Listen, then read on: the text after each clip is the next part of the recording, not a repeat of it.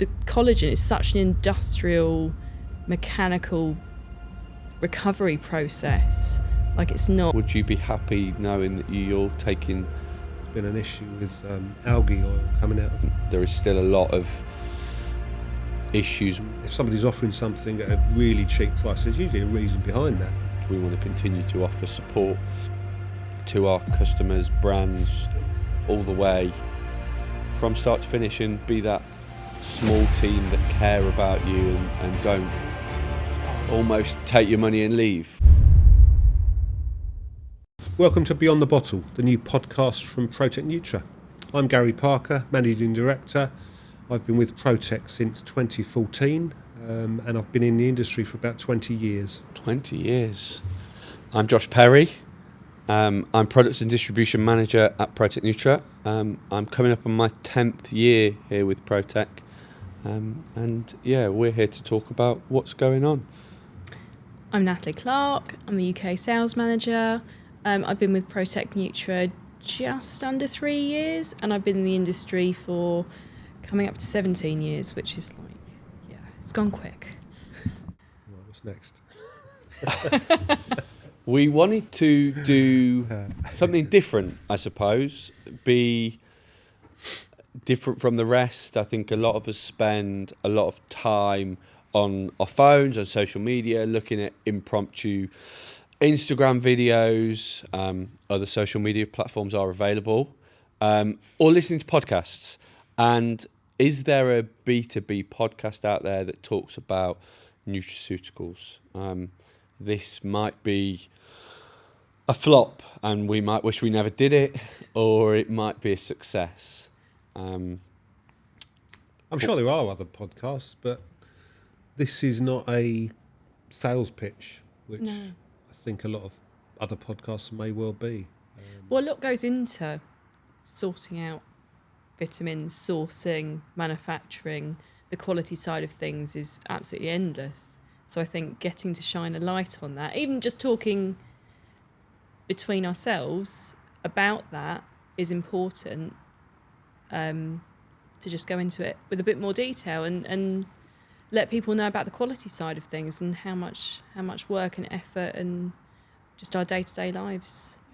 And what's happening in every day. Although we work for the same company, we deal with different sides of the business, and therefore we hear different things about trending ingredients from region to region. Across the UK it's quite similar, but then you go across the pond to the US or into Asia, and is Asia slightly behind with the nutraceutical trend? A lot more of them are pharmaceutical than nutraceutical, so supplements are harder to get hold of, whereas in the UK supplements are on the increase. So I think that's what this is about. Should we talk about ourselves? Introduce ourselves, our company. As we said at the start, ProTec Nutra were established in 2012. We're a distributor of mainly plant-based ingredients to the food and nutra area. Plant source is important to us. Clearly it's important to the wider community. It's very topical. We're a very small team. Myself, Josh and Natalie make up the sales team. We're 3 of 11 people in the company. A small team from the start. I think only recently, in the past 5 or 6 years, we've sort of doubled our numbers. We're part of the wider LPC, so LPC have been going for 60 years now and have businesses in chemicals, pharmaceuticals and cosmetics. But we look after the nutraceutical side. And I think we've cared more about quality, sustainability, and that's the way people are moving. So we have a quality team that work really hard, and we're pleased to have BRC grade AA, which is the highest achievement of a GFSI accreditation you can get. Recently we got EcoVadis, which is something that I've never heard of before necessarily. You hear of it bits and bobs, but everybody wants it now. One customer determined that we could only work with you if they have it now, and brands are working towards more sustainable. People are using plant packaging, getting rid of plastic, paper. even things like bubble wrap. I opened a parcel the other day and it had little foam pellets that you just put in water and they just dissolve and go down your sink. Oh, fantastic. I can't remember what it was made of. I think one of our strengths at ProTec Nutra is probably that we are a smaller company, so we can jump on things a lot more. Things like trends and anything we're seeing growth-wise in the market. And also, we're kind of small enough to care, but big enough to do what needs to be done. And because we're a small team, I think we work really closely together, and can be really reactive to customers, and to any quality issues, anything like that. We're big enough that we can take control of any questions that people might have, and answer those really efficiently, but still know customers really well personally. Yeah, most people will know us by name anyway. If you pick up the phone, you can speak to any of us. You can email us and get a fast response. We've got a very low staff turnover. As I say, there's only 11 of us. So you'll deal with the same person all the time. We know your business if you've been buying from us for a little while. We can support you. We're at the end of a phone. Any problems, we'll jump on. We look after customers. We're just not a name or a number in a company that you'll pass a problem to and struggle to get a solution. I think that's our advantage, is that although we have all determined roles, because we're such a small team, we'll all help out with those maybe potential quality issues or delays in production or anything, and we're completely transparent with the team, but we work together as a team to ensure that our customers are informed as much as we are along the way. And I think being able to dispatch things from our UK warehouse quite quickly really sets us apart, and why we are where we are today. Thing with the dispatch as well, like I had someone the other day and they said, I need it really, really quick.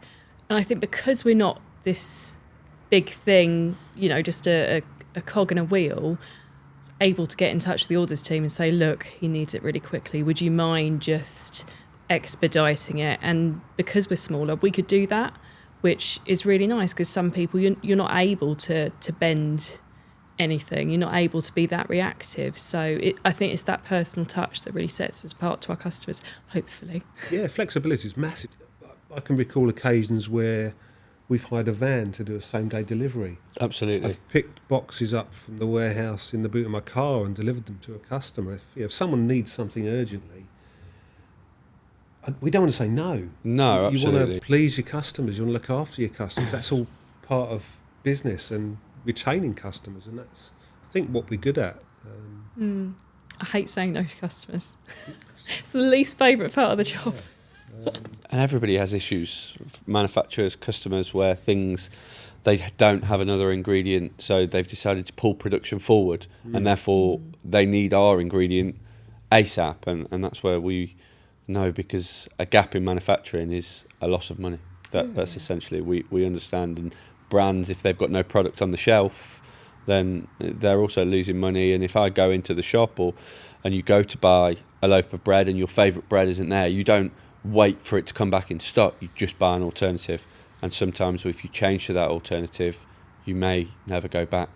So we understand that having product is a requirement for people, and why we try and give the best support we do. Yeah, we are normal people. We do make mistakes. There are issues in supply chain. It's always challenging, but we will do our best to get product when it's needed for. And if it's not in stock, if you're buying a new product from us, we'll give you a realistic lead time. We've had delays in manufacturing before from overseas manufacturers, and we'll fly product across just to give you some stock rather than wait for it to come across on the water. And we'll absorb that cost if it's our fault. It's just what we do. It's a nice thing to do, whereas most big companies, it's computer says no, sorry, this is the price, this is when you're going to get it. I think what you mentioned about supply chain is one of the questions that hopefully we'll talk about as this podcast series develops is supply chain transparency in the market. There are still lots of muddy water, whereas at ProTec Nutra we try and avoid that. So we will, as Gary mentioned, we're a distributor of most of our ingredients, but we'll tell you where we're buying that from. There's no smoke and mirrors. We're not trying to hide who we're buying that from. We audit factories. We manufacture both in the UK and in China, and we'll tell you exactly what we're manufacturing, who we're using. We have customer audits. We only buy from GFSI accredited facilities, and transparency is key. And there is still a lot of issues within the market, going down to supplements of where does that come from. So that's what we're trying to be transparent. That's something we've built ourselves on over the past 12 years of trying to be transparent. It's about integrity as well, isn't it? Absolutely. We are true to our word. If we say that's what's on it, that's what's in it. And the quality team's whole job is to make sure that is absolutely accurate. It's key that everybody involved in supply chain and quality sees where the products are manufactured. And we do deal with China. Who doesn't deal with China? They're an important part of the industry, everybody's industry, in fact. Yeah. We've been to factories, we've audited factories, we've used factories that have been poor, but if they don't live up to our standards, then sorry, we cut them off and move on. It's not happened very often, but we've had a couple where we've had some issues and we've ditched them. It's a massive deal to ditch somebody that you've set up as a supply source, but that's how important we take things. And I mean, our own brand products, I mean, all of those are now manufactured in the UK, aren't they? So we switched, I think there was a supplier in China, switched over to a UK manufacturer, all designed in the UK, sold by us, a UK company. So while we do deal with China, and a lot of products come from China, with our own brand products, we do what we can to support UK businesses. And that's the sort of two arms to our business. We're predominantly a distributor and we have built a business on that. However, we have a range of our own brand ingredients. So we have a few variants of plant-sourced vitamin D3. So VitaShine is plant-sourced D3 from lichen, vitamin D3V from algae, and Airvit, which is D3 from pine phytosterol, as well as two other ingredients, phytodroitin, a plant-sourced alternative to chondroitin, and vologen, a plant-sourced alternative to collagen. And these ingredients is where we expand our business outside of the UK. It's something that we've worked towards, and we work with other distribution partners, brands, to sell these ingredients. So, but it's the same story. We're transparent with where we're manufacturing that. That's all in the UK. We're transparent on who we're working with. We only have the best quality, and we're working with brands from start to finish. So we'll support with samples, we'll support with dosage, formulation requirements, taste on some ingredients, what ingredients to combine certain ingredients with and what ingredients not to combine certain ingredients with. We want to be from concept all the way through to finished product, but we don't want to stop at finished product. We want to continue to offer support to our customers, brands, all the way from start to finish, and be that small team that care about you and don't almost take your money and leave. We want to be there to support you through your journeys, through your ups and downs. Well, it's such a small industry, isn't it? I mean, I always say it's like Hotel California. Once you're in, you don't really leave. But and I think to be able to support people from the start, I mean, this is such a growing industry generally, that if you're there at the start, I mean, to be there when the brands are bigger and to be known, to be trusted and to be supportive, I think is so valuable. It's valuable for us as people and it's valuable for the brand. We've seen some real success stories over the years. I've supplied people that have started business from their bedroom, for example, buying single boxes, which is another one of our strengths, is we'll supply low minimum order quantities. So if you want a box of bulk soft gel capsules, we'll supply it. We'll help you grow. And I can think of at least 3-4 businesses who are now a lot bigger than we are. Serious players in the market, names that you'd know. And they started small, and we've helped them grow, and they still buy from us. Yeah, that's how good we've been to them. We've just helped them along their journey, helped them grow. So it's not a sales pitch, but try us. But also we know that we don't offer everything. We're open with that. We're really good at what we do offer, and this goes back to the quality. We wouldn't buy something that we're not happy with. If you had an urgent demand for something, it's not something we supplied, we'd be transparent. But I'd also point people in the right direction, because, as you said, Natalie, it's a small industry. We're not here to make enemies. We're all in business together. The nutraceutical industry is growing, and there's no room for enemies.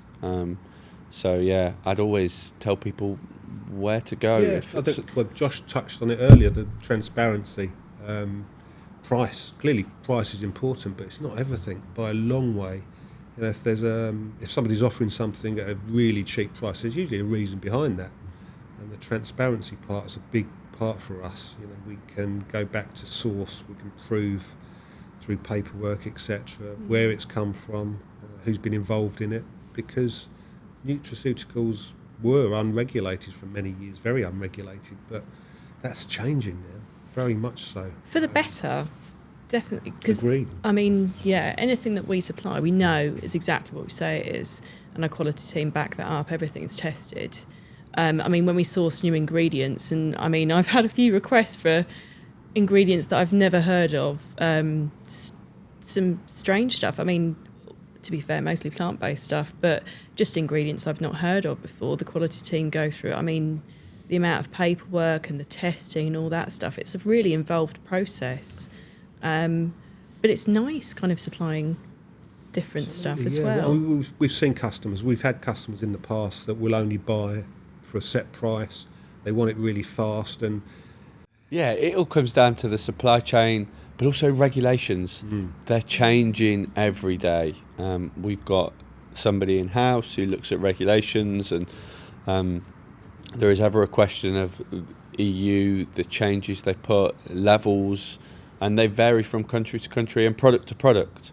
So we need to be on top to be ensured that when we get into those final brands and consumers, that we're happy that that's got our name against it. And although you will never see ProTec Nutra on the shelves in those supermarkets or online at these brands, we want to know that what the consumers are buying is what they believe they're buying. Definitely. I mean, as a consumer as well. Absolutely. I want to make sure that what I'm buying is accurate. 100%. And I give my children supplements. Yeah. And it's scary to think that it might not be what you think it is all the time, or of the highest quality. So I only buy supplements from brands that I know and trust, and a lot of them are consumers of ours because we know that the supply chain is great. Thank God for our quality team. Yeah, absolutely. They are hard working. Absolutely. But I think there is a switch more towards plant-sourced ingredients. People are looking for HPMC capsules, they're looking for pectin-based gummies, they're looking for plant-sourced D3, but is there a question mark about people not knowing where things are from? As a consumer, if you buy a product on the shelf, for example, it's very topical within ProTec Nutra, but vitamin D3 is animal sourced. Do people always know that? And it's not, you don't have to be vegan or vegetarian to want to use a plant source lifestyle.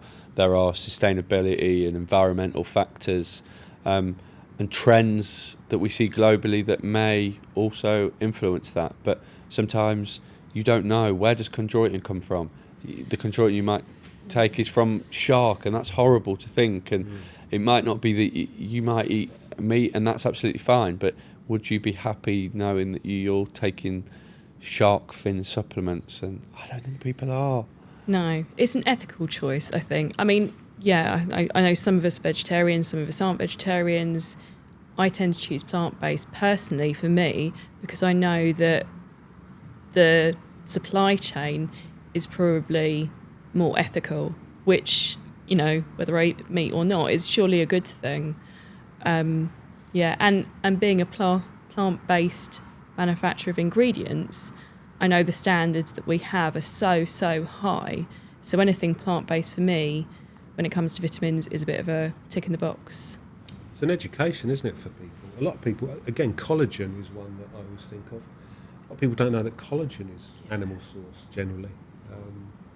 I think the taste would give it away. Fish collagen's horrible. Yeah, I mean marine and bovine are both. I mean, I've taken all three. So I've taken bovine, which definitely tastes a bit meaty, and then marine, which I think I took it twice. And I was like, I'm out. But the collagen, which is ours, and I take that. So it's not a plug; it's just something I take. But that tastes the best out of all of them. And to be fair, the dose is just so much lower; it's so much easier to take. But yeah, it's just, for me, it's a no-brainer. Like, just the plants. I mean, the collagen is such an industrial, mechanical recovery process. Like, it's not a clean thing. And I think when it comes in like a nice shiny tub and all this kind of stuff, you think, oh, it's, you know, a very clean process. It's not. It's very industrialised, and yeah, I'm not sure I'd want to take that. The power of packaging. Yeah, and Josh mentioned on the capsule side, we stopped selling gelatin 2-piece capsules 3 years ago. So it's just HPMC or Pululan vegan caps. And the same on we do sell soft gelatin capsules, bovine source, which again, not many people, not many consumers that take soft gel capsules, I think, realise they're eating a product sourced from cattle, from beef. But saying that, the vegetarian options are now becoming bigger. We're seeing a switch over to vegan capsules. I think the market is 30% now on the veg caps and growing quite fast. And there was always a gap in the price between the two, which is becoming closer. So our range will slowly be switching across to the vegan alternatives. It still costs a little bit more, but again, this education and this idea that vegan is good for you will help. It's the growth. clean label and traceability. People are more conscious about what they're putting into their bodies, and they want to know. A lot more consumers are reading labels of everyday things and ingredients. So plant sourced has the supply chain with there's potential that they're not using things like hexane and things to use for extraction. So we want to be transparent and help people along the way. We want to talk more about everyday things, what's going on in the news, how that impacts our industry, but everyday lives, what the new latest ingredients are. Trends in the market. Latest research. And it changes every year. And it's about staying on top of that, working as a team towards that, in order to support our customers' brands. I think that's the thing, isn't it? Like, I try and keep my nose to the ground as much as possible and read all the latest studies and all of that kind of stuff, because I just think it's entirely possible that my customers are going to start asking for certain things, but to be able to not just react to that, but see it coming and go, actually, we have a source for that. We can get a supply of this. We can get a supply of that. And like the legislation changes, like some of the mushrooms are now novel. Okay, that's fine. But we saw that coming because, I mean, thank goodness quality team picked up on that really quickly. But we saw that coming, went, okay, well, that's going to come down the line. Let's stop ordering that and instead we'll order a bit more of this and, you know, alternatives and stuff. But I think it's just being aware of market trends, market research, and ongoing studies. But it changes all the time, doesn't it? It's like month to month. But Yeah, that's a full-time job. Absolutely. Yeah, you're talking about novel foods. There's been an issue with algae oil coming out of China, and there is a lot of product on the market clearly with algae oil that is novel, and we won't quote on that now. We'll only buy branded oils from China, and clearly the price is a lot more expensive. We've turned business away because we've not been able to match prices, and it's a case of some buyers bury their head in the sands. They know what they're buying, but can't accept that if they sell it more expensively, then they'll lose business. But again, it's the ethical story. As far as we're concerned, we will only have product that is approved, and it generally costs more. So you're going to be paying more money for it, but if there's a chance you get caught out further down the line, then, and that's a risk you're prepared to take, then so be it, but we won't take that risk. I think that's the story of ProTec Nutra. We want to support customers' supply chain, traceability from start to finish. And hopefully we can delve deeper over the next few episodes and months to come into why that's for us. From our small team to our fast deliveries to our transparency with customers to trends, as Natalie said, and questions that we hear every day in the market. Why is this ingredient better than this? Why is this help for sleep? Why do you take this for immunity? COVID opened people's eyes into supplementation. And why is the nutraceutical industry increasing? Why are more people supplementing? So hopefully we'll discover that further in future episodes. Thank you so much for joining us. And see you next time. Bye for now. Bye.